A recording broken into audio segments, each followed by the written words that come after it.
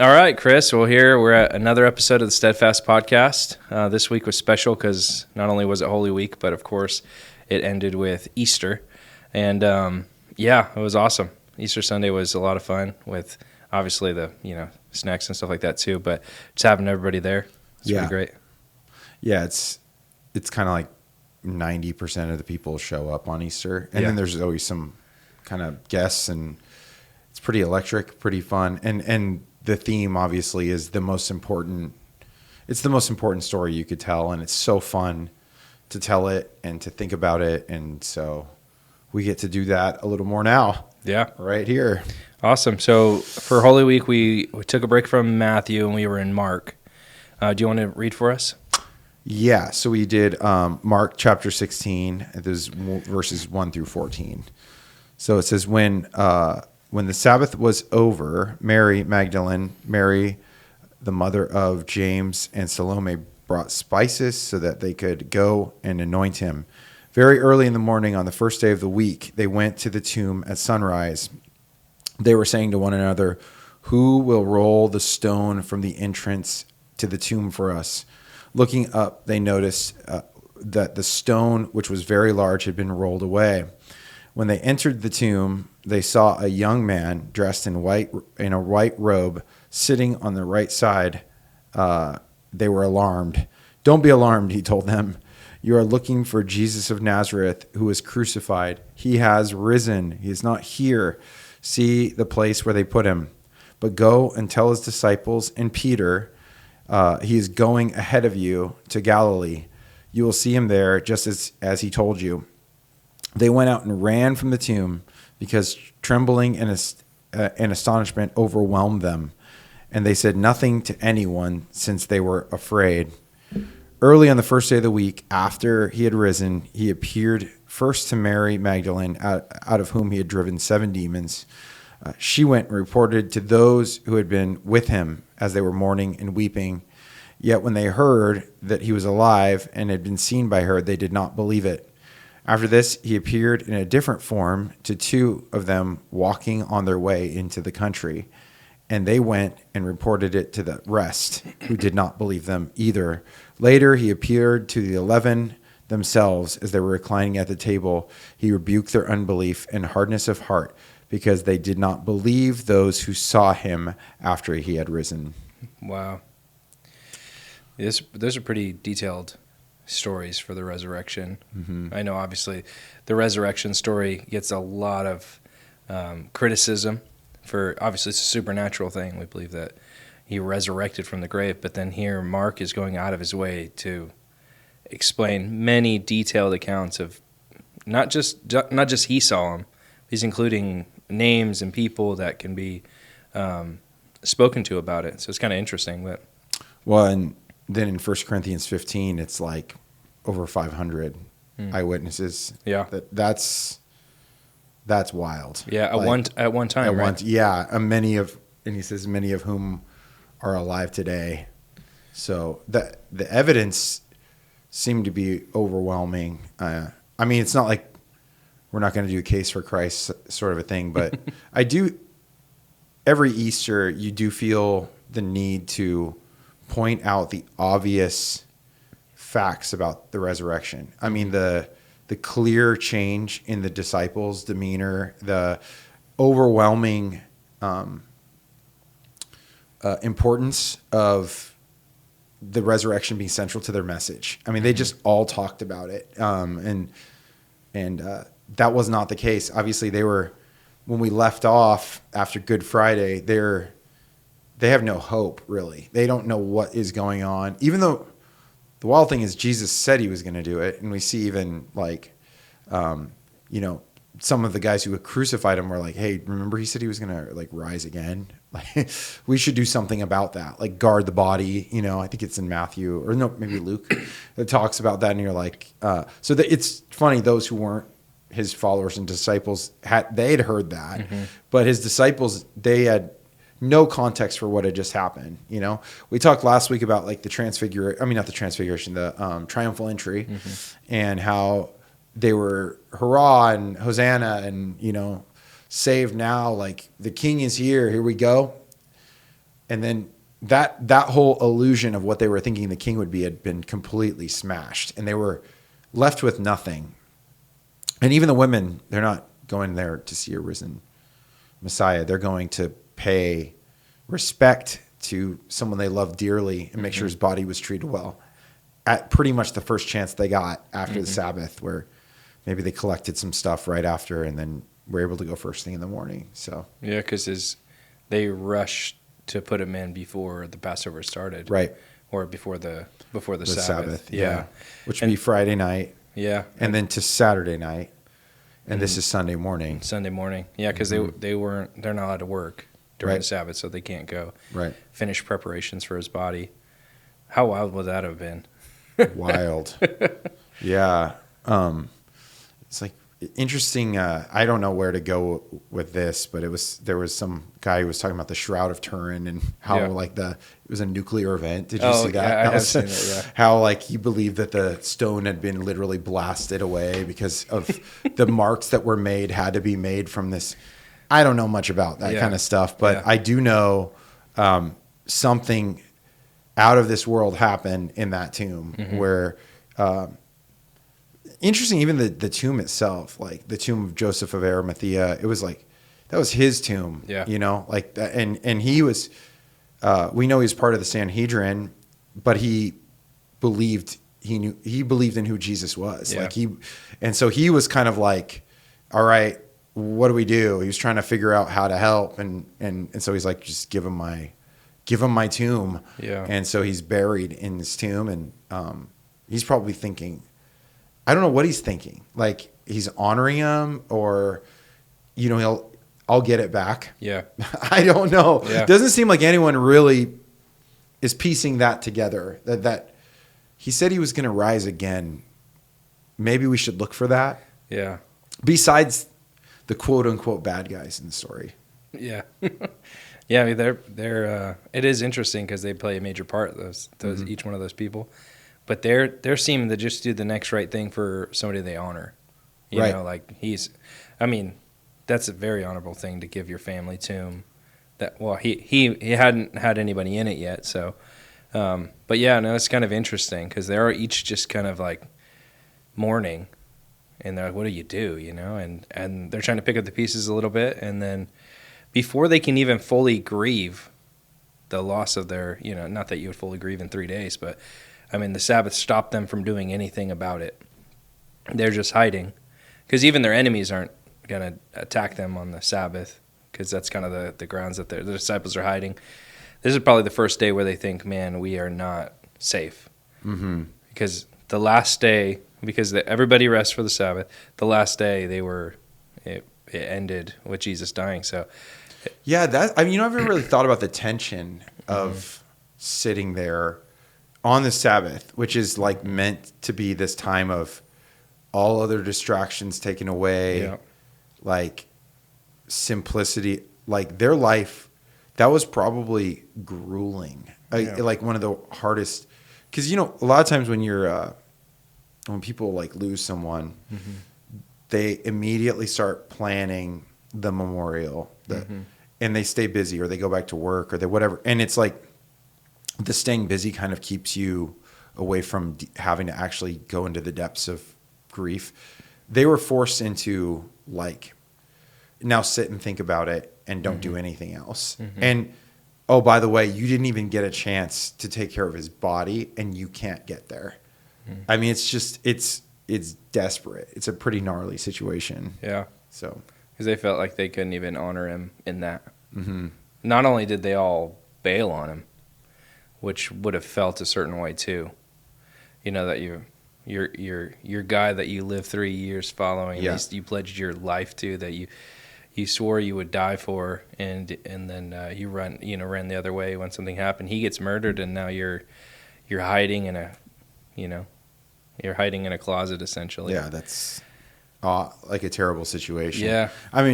It's really, we see the women at the cross, and then we see the women showing up first. Yep. They just had to be by him. And they had no, you said do the next right thing. I quoted that Frozen 2, right? Anna, where she says, "Do the next right." The song of like just do the next right thing. Yeah. And it was just showing up like to the tomb, and as they're going halfway, they're like, "Hey, by the way, how are we going to move that like 1,000-pound stone that's in the way?" Mm-hmm.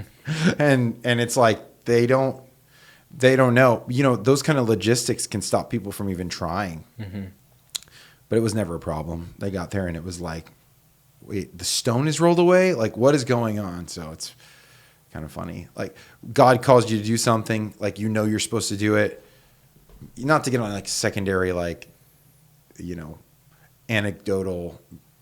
It's about the cross, about the resurrection, but like, just show up. Mm-hmm. Like, don't, whatever worries, concerns, fears you might have, just go be by Jesus and see what happens, you know. So yeah, and then it's interesting because he's in the garden and they think he's the gardener at first, right? That's in John. Yeah, which is a really cool, you know, allusion to the Garden of Eden as well. Yeah. And not that we want to sidetrack too much, but yeah, the idea that sin kept us from the garden.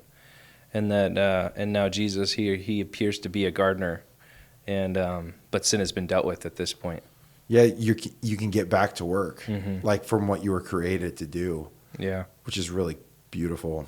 Yeah, it's interesting too how he's in different forms, like, you know, how it's like you could, because a lot of them are like, you hear the way he talked? I kind of felt like we knew him, and like the road to Emmaus and like stuff where it's like, wait a minute. Was that Jesus? Like, so it's, I don't know. That's kind of interesting because, you know, you think about Jesus as having the first resurrected body, where he's able to kind of like bend some like rules, but he's also eating. He's also like hanging out. It's a really interesting thought. Like, is that what our resurrected bodies are like? Is it where it's like, you're known, but also there's a level and depth to it that's way beyond what we're experiencing here and now. You know, I don't know, but it's interesting. It's probably the best example we have of what, you know, it is of a resurrected body. Yeah. So. Yeah, because I mean, it's interesting on the resurrected body. He eats with his disciples. Yeah. But he also appears in rooms that are locked. Yeah, he's like just showing up and going through walls. Yeah. Yeah. It also appears like he was it like 7 miles or whatever the road to Emmaus. Mm-hmm. He just kind of appears to disappear. Yep. And then it reappears with the disciples.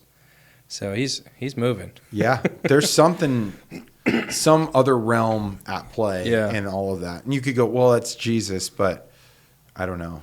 I get excited about the thought of the resurrected body, where you're still known. Because I think a lot of times when you're a kid, even just if you haven't really thought about it a lot, you think about heaven and you're like these like spirits, and you're kind of just like, you know, and you're like, I guess there's a lot of worship there and angels and trumpets and, you know, but it's like, we're going to have resurrected bodies. We're going to be feasting seemingly and having like living in a city and, you know, some heavenly city where things like, seems like everything's going to be even greater than the garden. Like it's going to be like further. And, you know, I don't know. It's kind of fun to think about, because I've heard people even say like, I don't know if I want to go to heaven. Might be like kind of boring, just kind of floating around with a harp or whatever. And you're like, oh, I don't think you know what heaven is. Yeah. And one of the best ways to know it's not going to be boring is walking with God now boring? Yeah.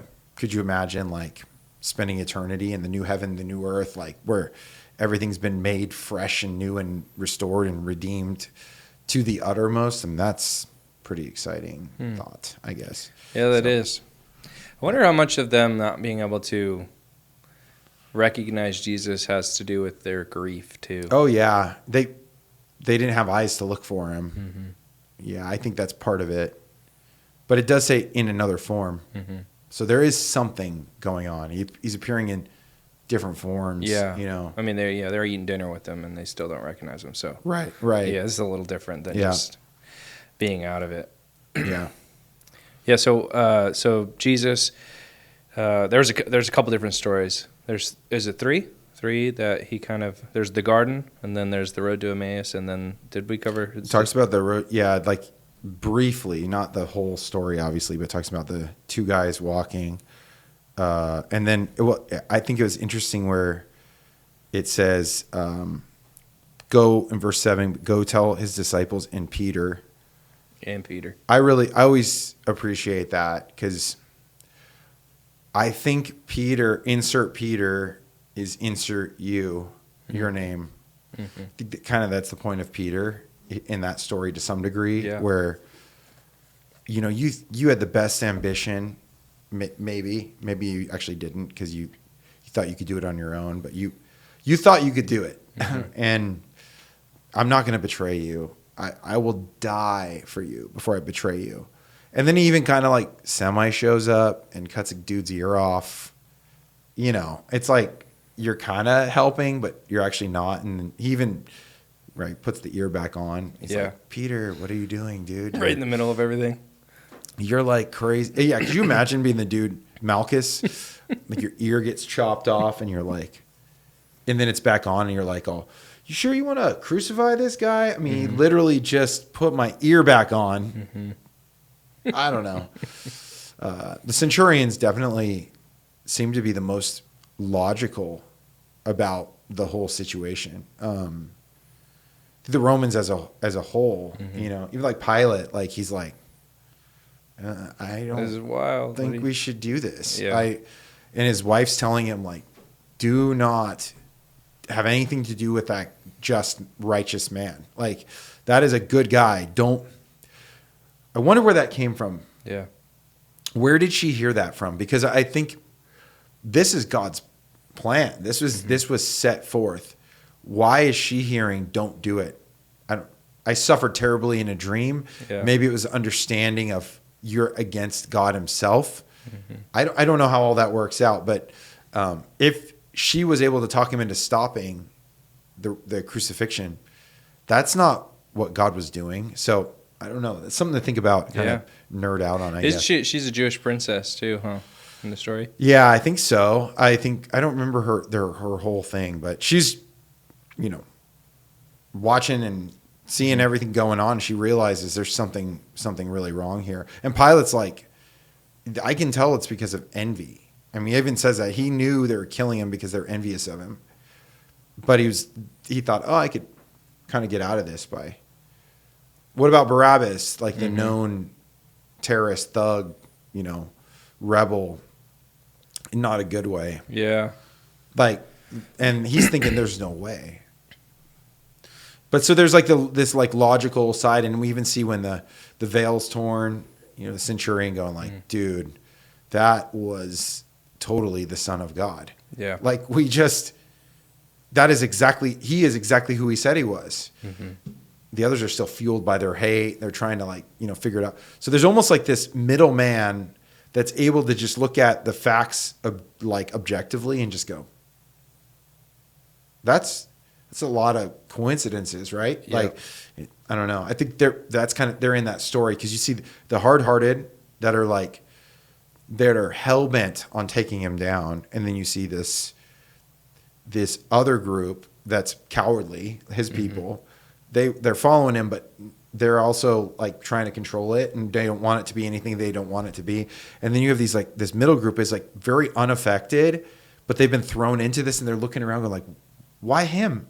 And it's kind of interesting. I don't know. Yeah, I think the Romans can see right through the Jewish animosity towards him, and the religion, the religious aspects of it, and they're like, don't want anything to do with it. I mean, originally he denies even seeing Jesus' case because he thinks it's a religious matter.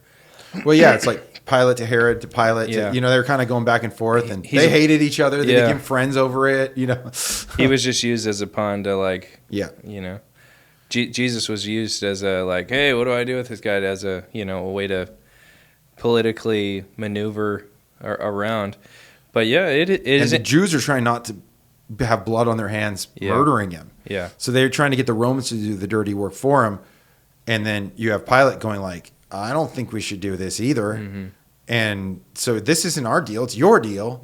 I'm washing my hands. And they're like, no, we can't. No, he's actually against Caesar. He's actually against, and he's like forced into it where he's like, yeah, I'm washing my hands. But it's like, no, you're not. Yeah. You're not. Your hands aren't clean. So, yeah, it's crazy because I do think that there's a lot of people in the, not necessarily Pontius Pilate's position, but the Romans in general, where they can see through a lot of the things that need to be seen through when it comes to the religious kind of way that people have done things. And then they're also faced with just purely who is Jesus. right. And they can see because with Jesus, a lot of times there's a lot of weird stuff that gets mixed in there. And I think when people are first approaching the church, they are having to process all of it. Right. And I think and a lot of times people's testimonies are they meet Jesus, and then they come in and then they see how beautiful the church is. And then, you say, oh, this is kind of weird, but you learn how to navigate through some of those sort of things. Some of the weirdness that you can find in various corners of Christianity and stuff.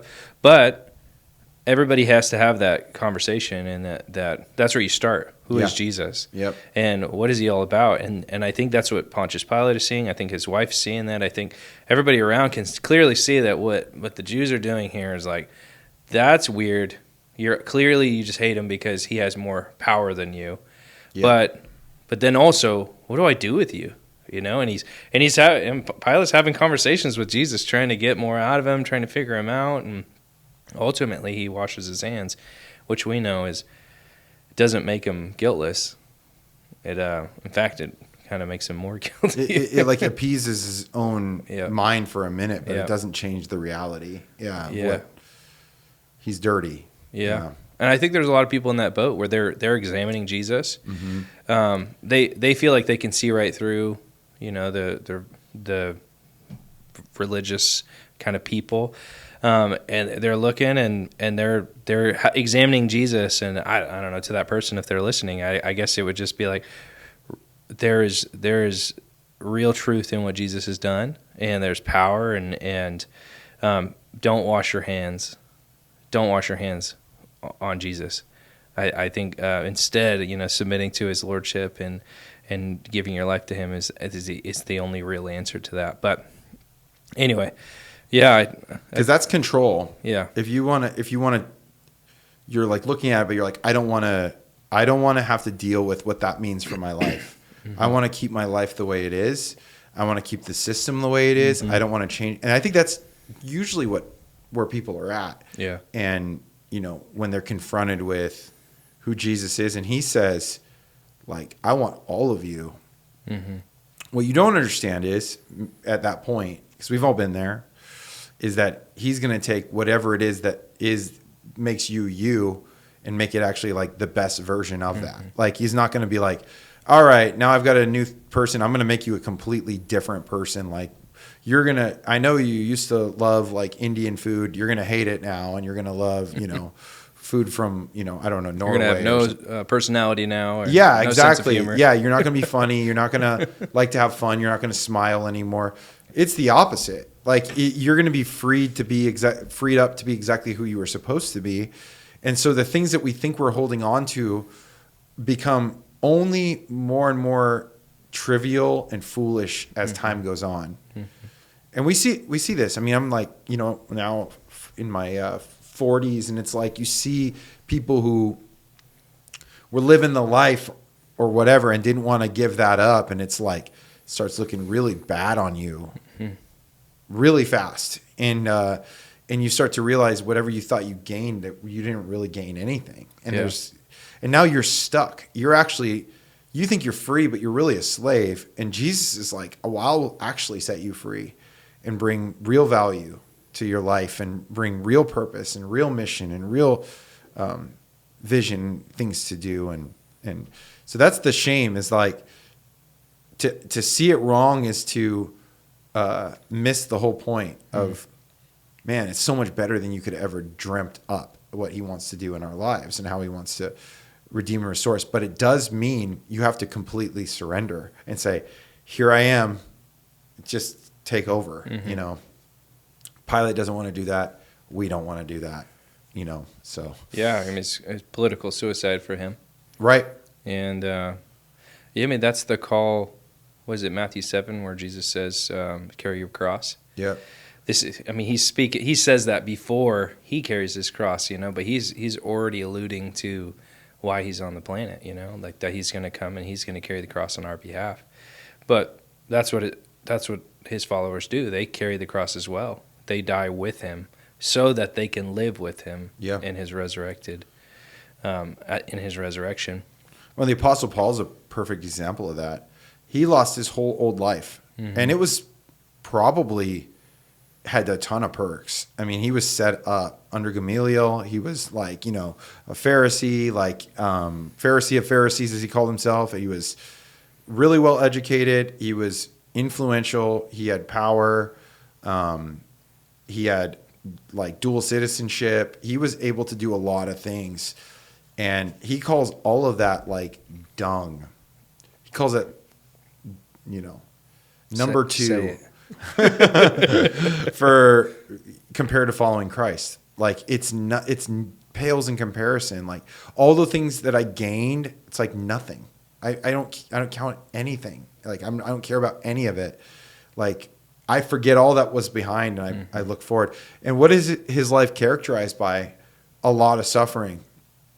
In prison often, shipwrecked, tortured, beaten, before the courts, stoned to death, like they thought, and then rises up again.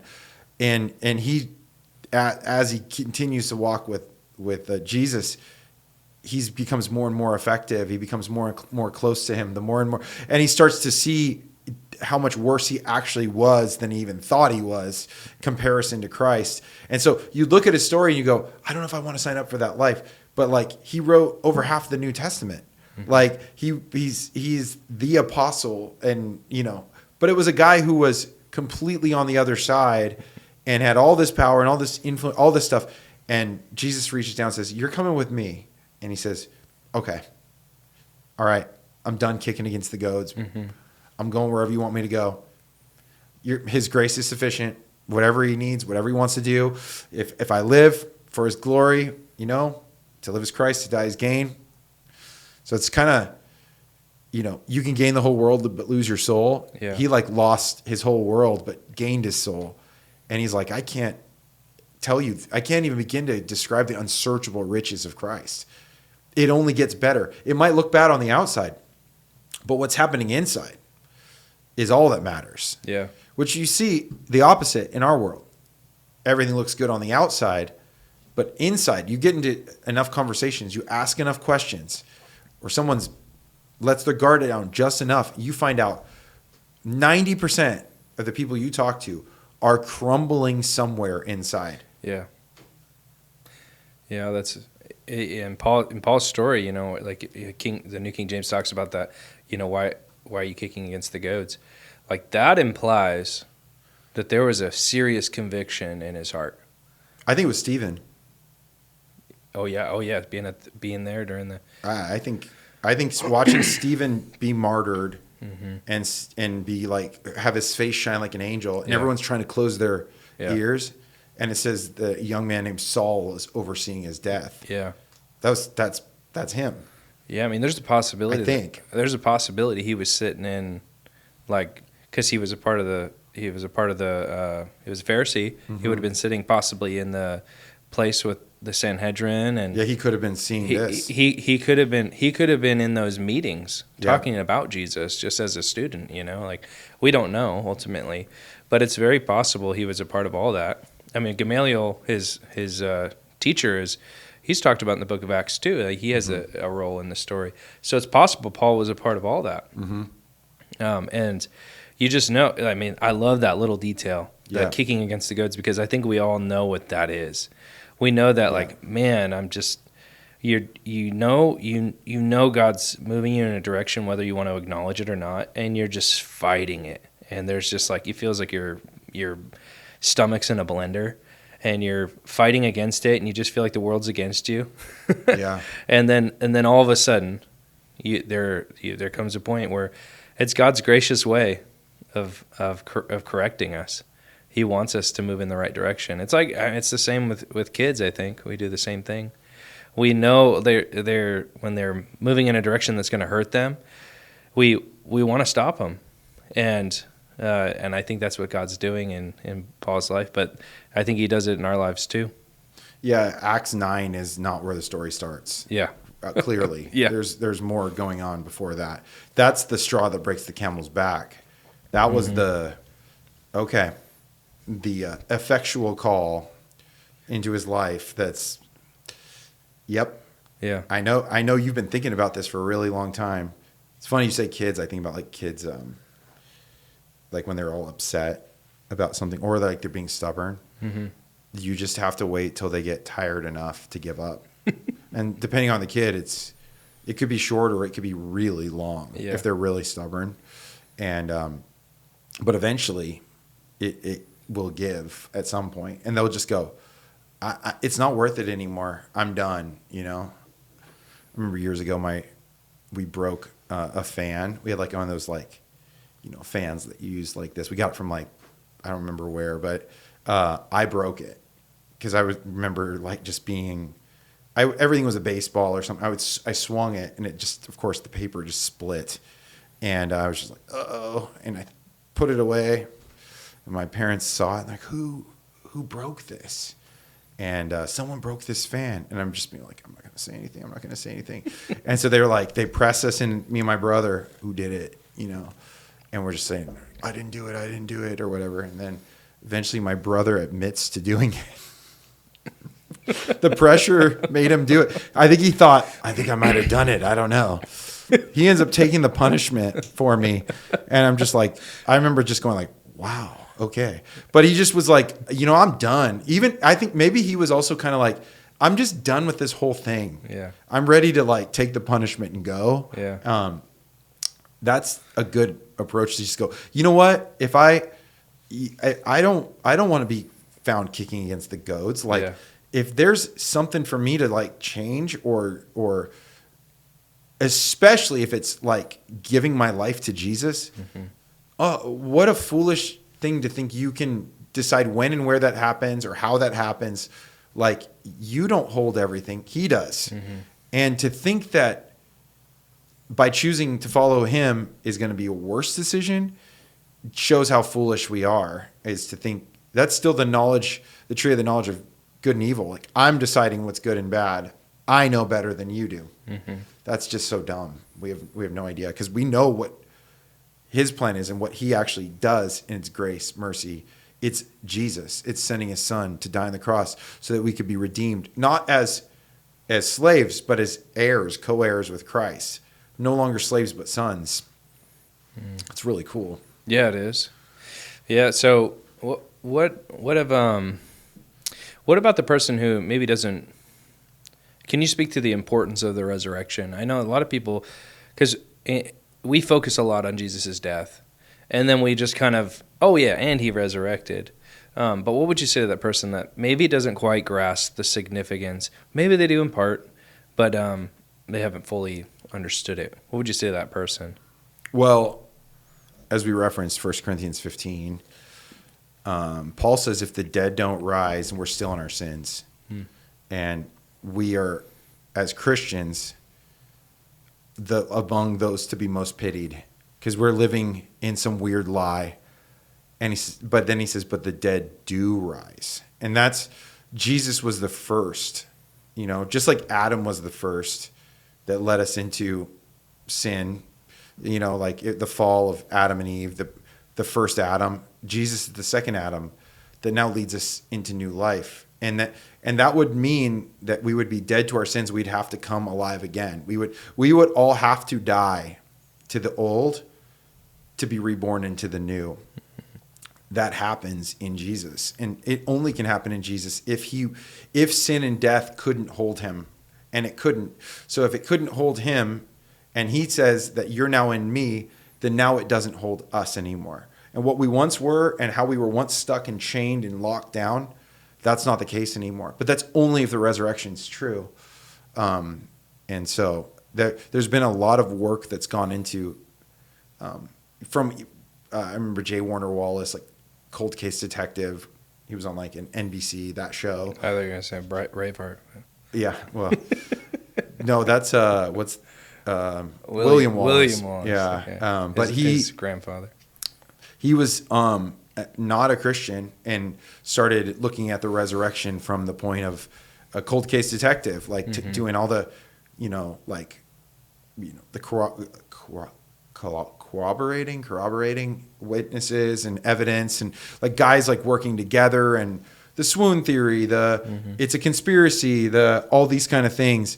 And he was saying how his story, none of it works. Yeah. Like you have this skittish, weird little group, and because it's not just in the Bible. I mean, we have historical accounts of those men, and Jesus was someone that was known to be a good teacher, well followed and loved, who was claimed to have risen from the dead, and his disciples were willing to die for that, to be the truth. They weren't willing to watch him die publicly, and like they could watch it, but they didn't want people to even know where he was.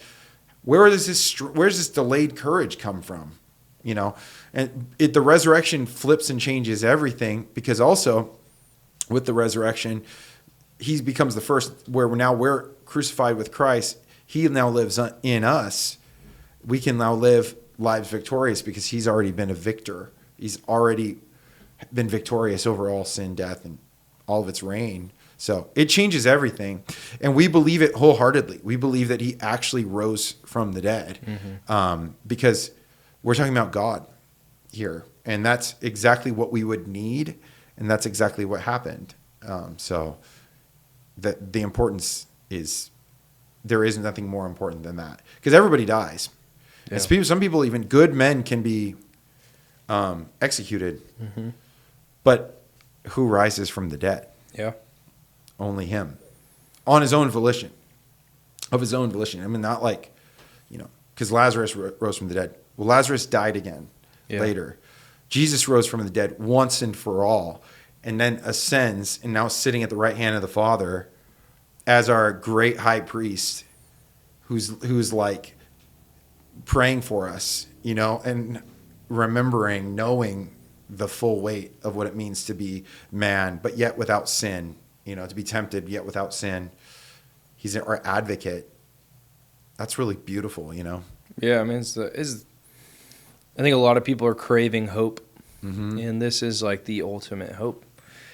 People, I mean, every New Year's resolution, everybody's trying to change parts of themselves and change themselves to be some better version, and everybody knows how incredibly difficult it can be to change and to be a new person. But then there's Christ comes, and he doesn't just make us he doesn't just like change parts of us. He actually makes us into a new creature.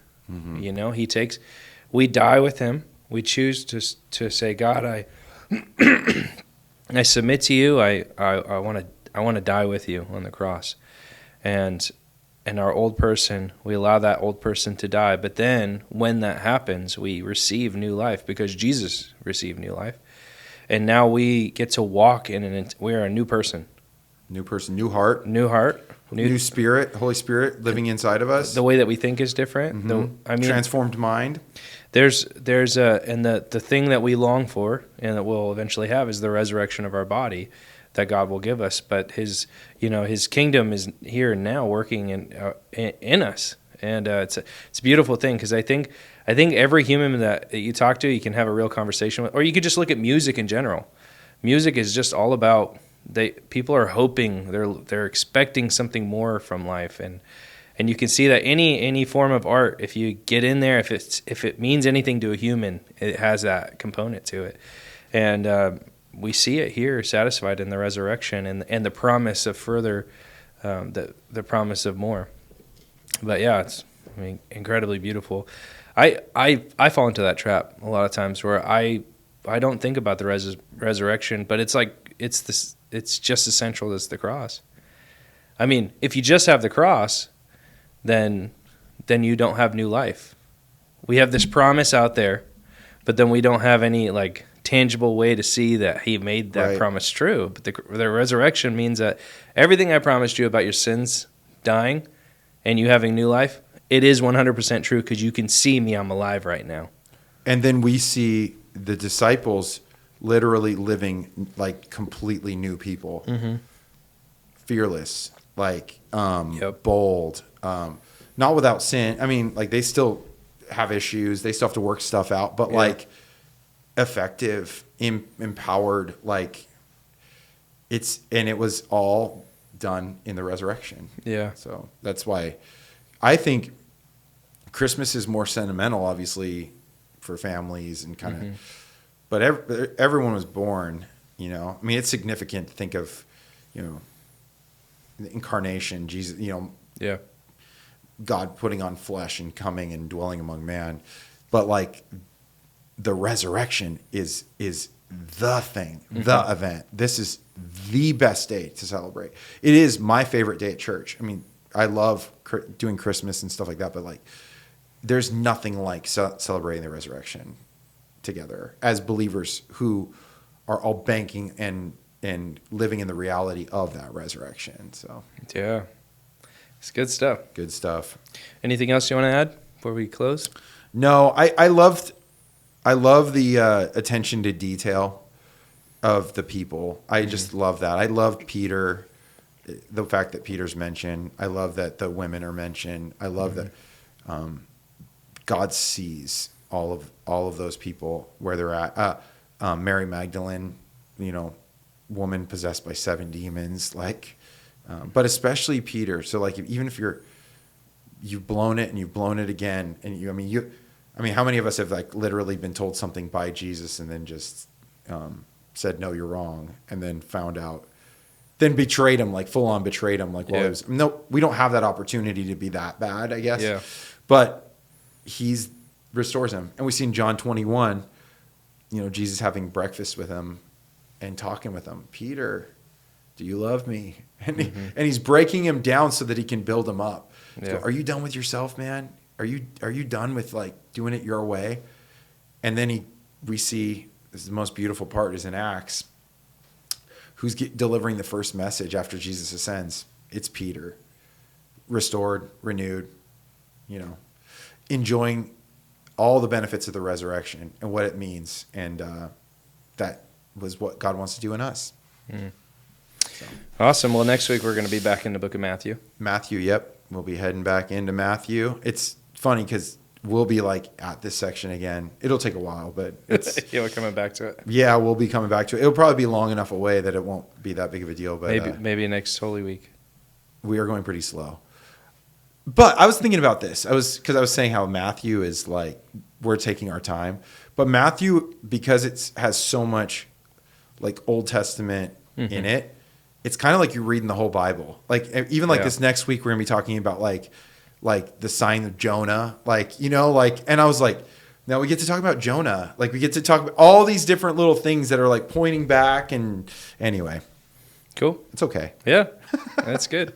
That's my justification for the fact that we'll be in it another year. Yeah, there was a little teaser there. Yeah, sorry. Oh, actually, that's good. Come back. Check it out. Awesome. See you next time. See you.